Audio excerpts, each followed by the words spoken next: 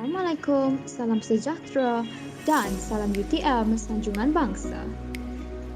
Kami dari kumpulan 5 yang terdiri daripada 6 orang ahli, kami bersama-sama menyiapkan tugasan yang bertajuk Peranan Etika dan Peradaban dalam Mendukung Tanggungjawab Sosial. Tanpa membuang masa, ini adalah video pembentangan daripada kami. Hai, saya Nisa. Hai, saya Farah Elina. Oh, hai. Saya Ida Fahad. Hai, nama saya Syami Hojai. Hai, saya Dayana. Hai, nama saya Nur Adrina Alia.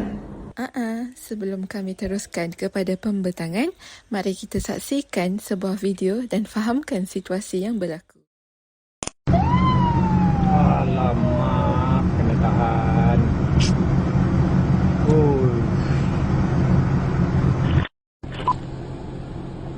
Selamat pagi tuan. Dengan timnya lesen dengan Cik. Okey, Cik Ali Nordin ya. Ya saya. Tadi dekat lampu isyarat tadi, lampu dah merah Cik Ali tak berhenti. Saya pasti tuan, saya dah melepasi lampu merah tu, berhenti dulu tuan. Tuan tengok ya, dengan keadaan kelajuan saya 70 km sejam, keadaan momentum kenderaan, angin yang agak kuat dan jalan tu agak curam, lampu kuning bertukar kepada merah.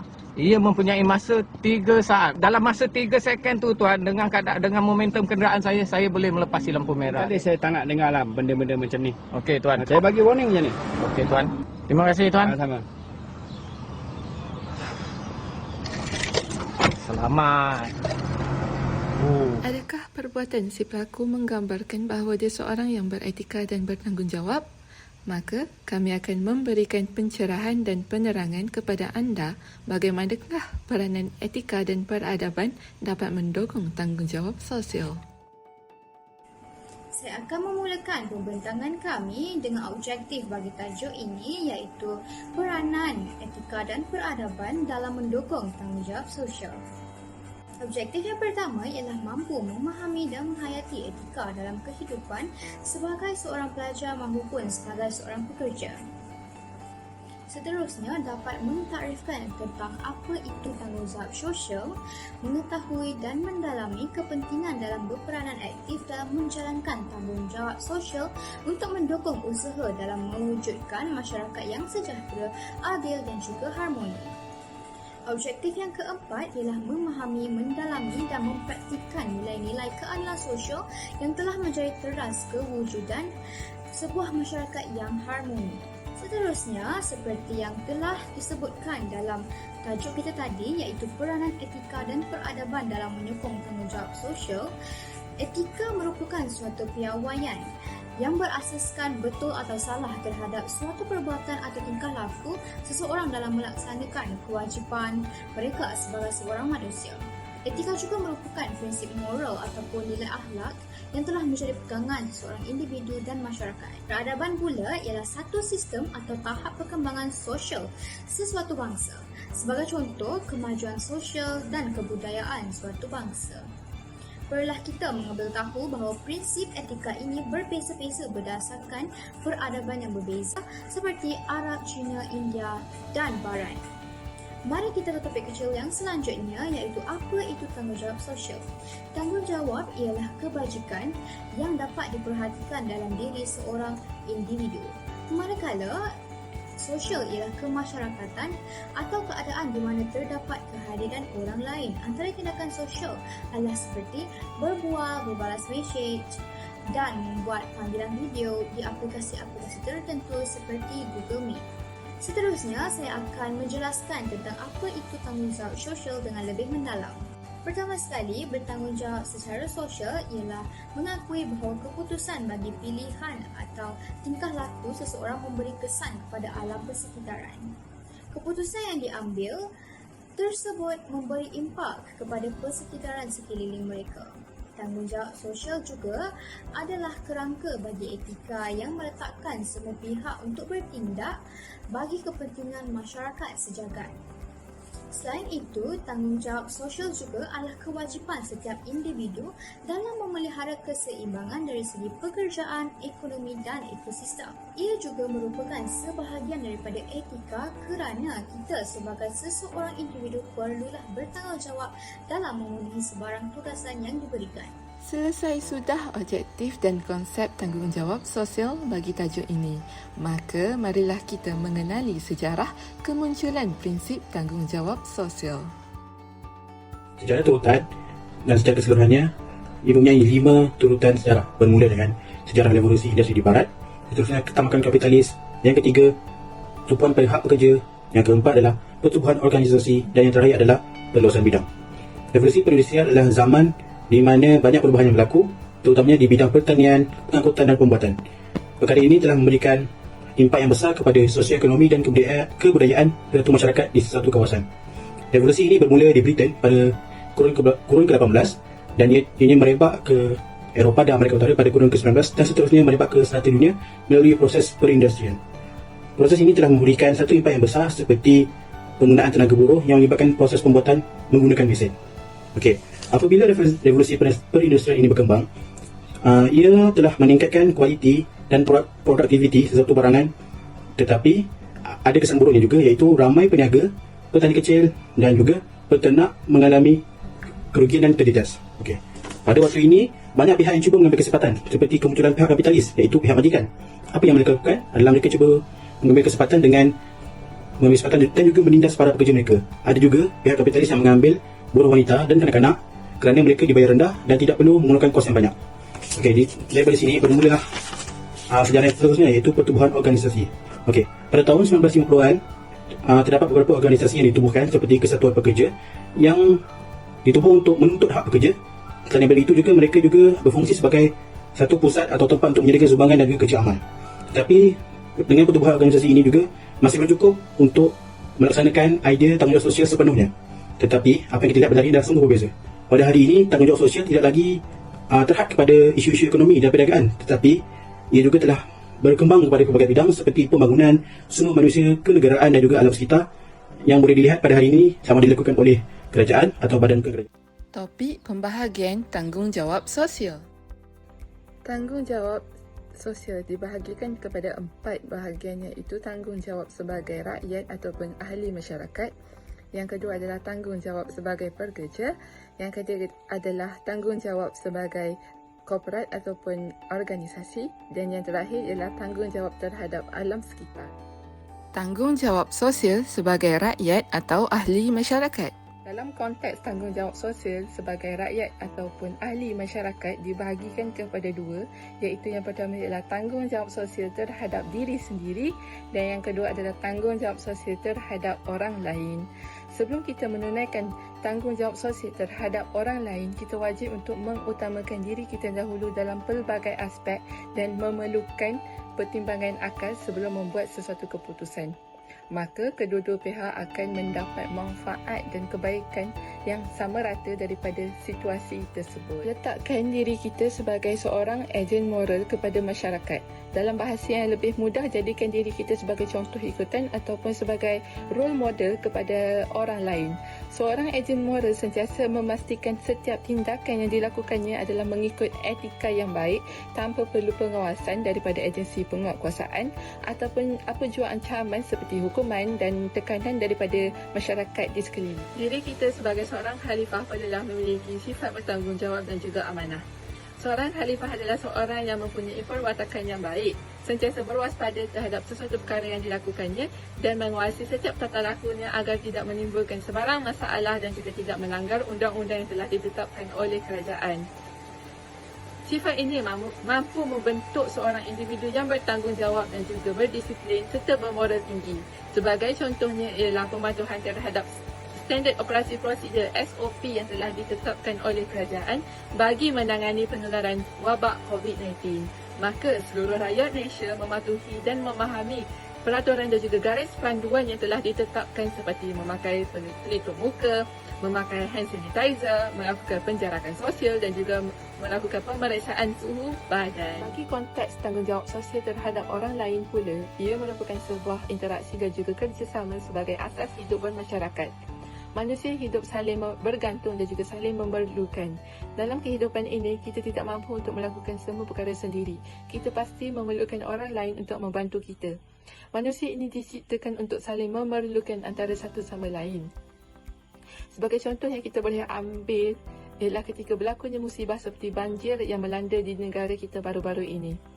Masyarakat saling membantu dan juga menghulurkan bantuan kepada mangsa-mangsa banjir. Di saat itu kita tidak memandang pangkat ataupun kaum. Yang berkemampuan akan menghulurkan sumbangan tidak kira dalam bentuk wang, dalam bentuk makanan kepada mangsa agar mangsa dapat meneruskan kelangsungan hidup. Sifat kedermawanan dan kesukarelawanan ini haruslah dipuji. Prinsip asas etika iaitu prinsip kebaikan dan keburukan merupakan suatu prinsip yang penting dalam kehidupan setiap individu. Prinsip ini menggalakkan setiap manusia untuk melakukan kebaikan dan mengekang keburukan supaya masyarakat di negara ini dapat hidup dengan aman dan damai. Prinsip ini juga ada disebut dalam kitab Al-Quran dan Hadis dalam bahasa Arab iaitu amar ma'ruf nahi munkar yang bermaksud mengamalkan kebaikan dan mencegah keburukan. Dengan menjadi peniup wisil, individu itu bertanggungjawab untuk mendedahkan salah laku dan perbuatan yang tidak beretika dalam kalangan masyarakat. Contoh yang kita telah saksikan sebentar tadi berkenaan sebuah video yang memaparkan perbuatan seorang lelaki yang telah melanggar lampu isyarat. Seorang pegawai polis trafik yang melihat kesalahan lalu lintas itu segera menahan lelaki berkenaan dan menegurnya atas perbuatannya yang tidak beretika dan menyalahi undang-undang. Tanggungjawab sosial pekerja. Pertama sekali tentang tanggungjawab sosial pekerja, apakah yang dimaksudkan dengan pekerja? Pekerja merupakan individu yang menyumbangkan tenaga manusia tidak kira pangkat terhadap sesebuah organisasi.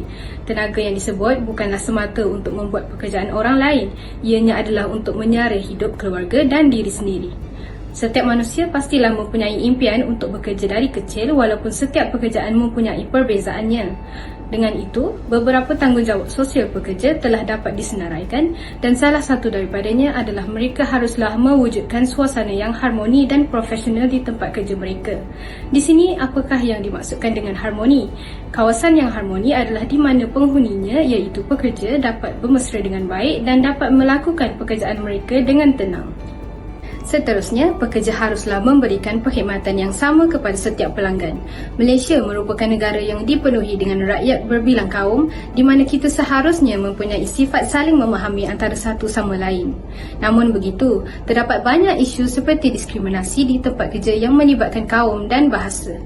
Perkara seperti ini seharusnya kita elakkan bagi mengurangkan kadar stres akibat tidak mendapat informasi yang cukup dari rakan sekerja. Salah satu tanggungjawab sosial yang penting bagi pekerja adalah jujur dalam melakukan apa-apa pekerjaan. Hal ini termasuklah dengan menjaga barangan hak milik orang lain dengan amanah. Sikap jujur dan amanah mestilah diterapkan dalam diri seseorang pekerja itu agar tidak menimbulkan perkara seperti salah faham dan perbalahan di antara pekerja-pekerja yang lain dan juga pelanggan. Tanggungjawab sosial organisasi atau korporat. Yang kedua adalah tanggungjawab sosial organisasi atau corporate atau lebih dikenali sebagai Corporate Social Responsibility (CSR). Sesebuah corporate itu berfungsi untuk membuat keputusan dan mengambil tindakan atas sesuatu masalah yang memberi faedah terhadap masyarakat, pekerja dan juga syarikatnya. Setiap corporate mengamalkan prinsip 3P iaitu People, Planet and Profit. Prinsip ini jelas menunjukkan bahawa sesebuah korporat akan membuat keputusan atau tindakan yang tidak memudaratkan ketiga-tiga pihak ini tetapi memberikan keuntungan kepada mereka. Setiap korporat akan mempunyai beberapa bilangan pekerja yang akan mereka ambil bagi memajukan organisasi mereka di dalam bidang keusahawanan. Dengan itu, mereka seharusnya menetapkan profit yang sesuai dan adil bagi semua pekerja untuk mengelakkan sebarang masalah seperti dengki dan ketidakadilan. Akhir sekali adalah dengan mewujudkan tempat kerja yang selesa kepada pekerja dan juga pelanggan untuk membentuk organisasi yang maju. Dengan adanya tempat yang selesa, pekerja dapat melakukan pekerjaan dengan penuh fokus dan pelanggan juga akan berasa tertarik untuk kembali. Tanggungjawab sosial terhadap alam sekitar. Alam sekitar adalah tanggungjawab bersama, perlu dijiwai dan dihayati tanpa mengira agama, usia, bangsa dan darjah. Pencabaran masih sukar untuk diatasi kerana kegagalan pelbagai pihak sama ada pengguna atau masyarakat awam.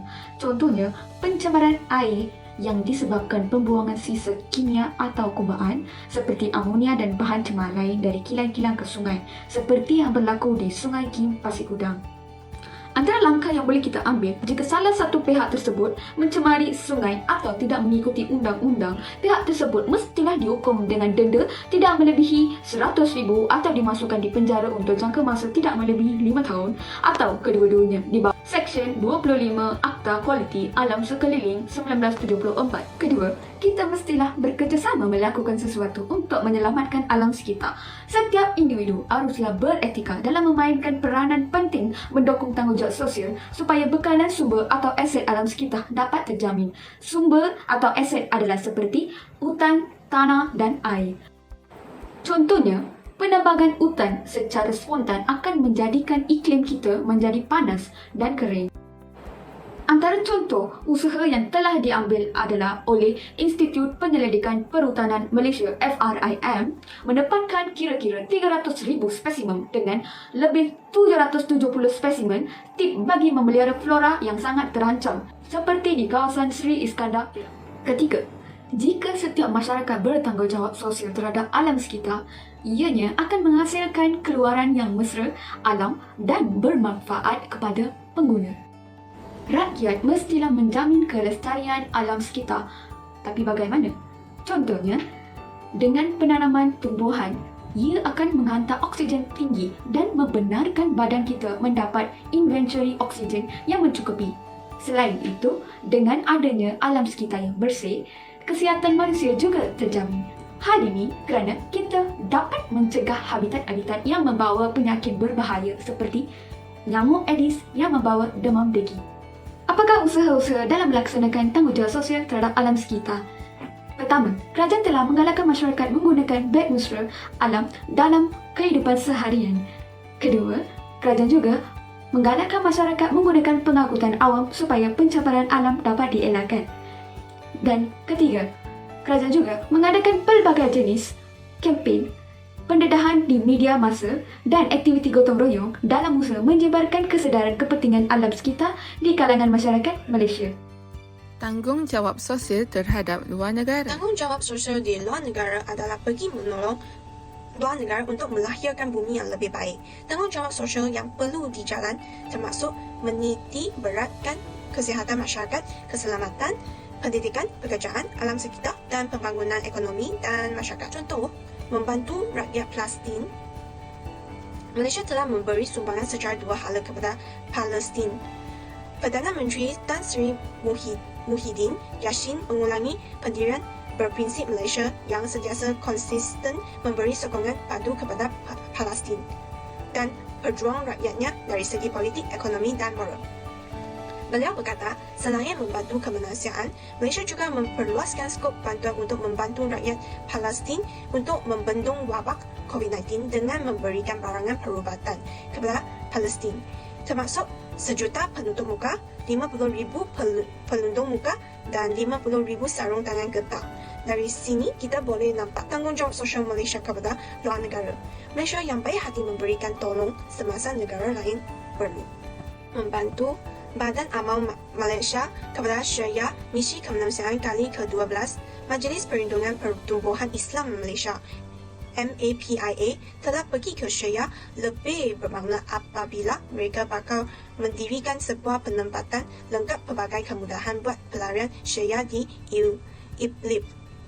Perkampungan Ummah itu dinama oleh Ketua Pegawai Eksklusif. Mereka telah membina 100 rumah yang bakal boleh memuatkan 2,000 pelarian. Selain sekolah dengan kapasiti 4,000 pelajar, masjid, klinik, pergerakan dan taman permainan kanak-kanak. Kos bagi keseluruhan projek pembinaan ini dianggar sebagai 3 juta. Akhirnya, masyarakat perlulah memupuk sikap tanggungjawab terhadap orang yang lebih susah dengan memberikan pertolongan. Ini menjamin kesejahteraan sosial dan masyarakat yang harmoni.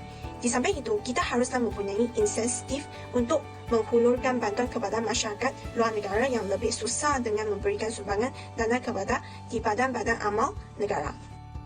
Topik sukarelawan. Jadi, apakah betul-betul kerja yang dilakukan oleh seseorang yang melibatkan diri dalam aktiviti sukarelawan ini? Jadi, ia melibatkan masa, iaitu untuk masa seperti sukarelawan itu berkorbankan masa yang ada untuk melakukan aktiviti yang mungkin kalau dilihat tidak perlu pun dilakukan, tapi disebabkan aktiviti ini ia mahu melakukan. Okey, seterusnya tenaga seperti kerja-kerja pembersihan, contohnya yang berlaku ketika musibah banjir melanda, dan juga material seperti sumbangan banjir yang berlaku baru-baru ini juga. Jadi yang paling penting adalah etika dalam perjalanan aktiviti kesukarelawanan. Jadi terdapat beberapa etika untuk menjadi seorang sukarelawan. Yang pertama, kita perlu hormati privasi. Hormati privasi dan kerahsiaan orang lain seperti maklumat dan info peribadi. Kita perlu menjaganya dengan sehabis baik seperti maklumat diri kita, kerana di dalam dunia ini tidak semua orang baik dan akan ada yang mengambil kesempatan sekiranya berlaku pembocoran maklumat. Seterusnya adalah untuk belajar daripada kesilapan dan kelemahan yang lalu. Contohnya, sekiranya kita melihat seseorang yang berada dalam kesusahan seperti musibah banjir, kita perlu setidak-tidaknya menolong sesuatu agar kita dapat belajar sesuatu daripadanya. Seterusnya adalah letakkan komitmen yang tinggi, seperti janji. Ini berikut merupakan salah satu antara ilmu penting untuk menjadi seorang sukarelawan. Dan yang terakhir sekali adalah untuk bersikap profesional. Bersikap profesional adalah maksudnya, contohnya, saya berikan contoh, sekiranya melakukan aktiviti sukarelawan, kita tidak perlu main-main.